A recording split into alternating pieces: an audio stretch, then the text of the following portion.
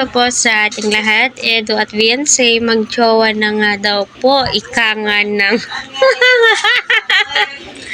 Ika nga daw po ng mga supporters. My God, pilay.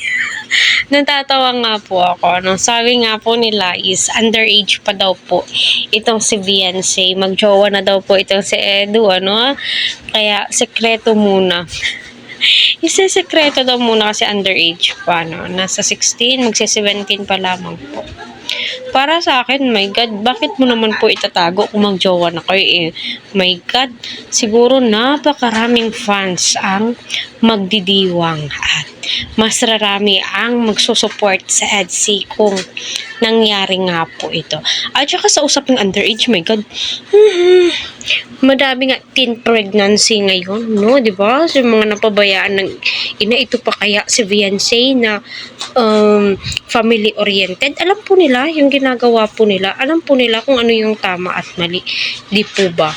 Kaya, kung magiging sila man soon, no, why not? No, ipagdidiwang po natin yan at napakasaya ko siguro at hindi lamang po ako pati yung mga fans, biruin mo yun, no, yung mga sinusuportahan natin nagiging officially sila. Ano, wala naman pong masama kasi alam naman po ni Beyonce kung ano yung tama at mali. Ano, at hindi po yan basta-basta magdidesisyon si Beyonce.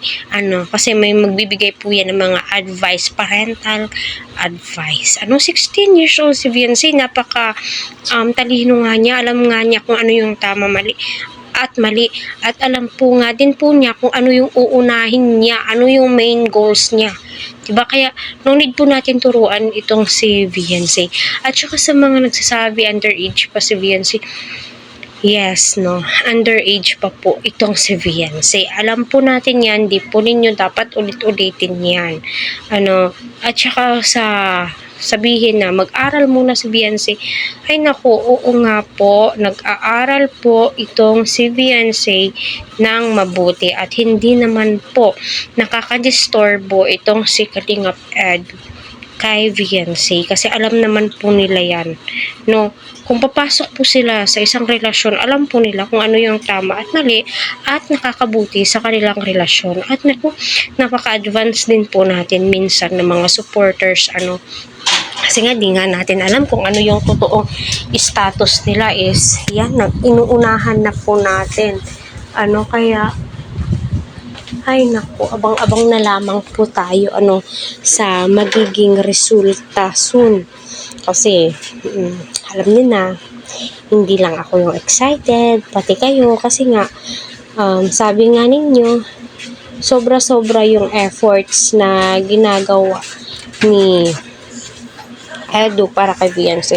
Malamang ano kasi nga magka-love team po yan sila, yung tipong masasabi mo daw na sila na ba? No, matatanong mo yung sarili mo, parang may something, sila na ba? Kasi nga hindi naman po lingid sa ating kaalaman na itong si Edo, ay si Beyonce may gusto kay Edo. 'Di ba?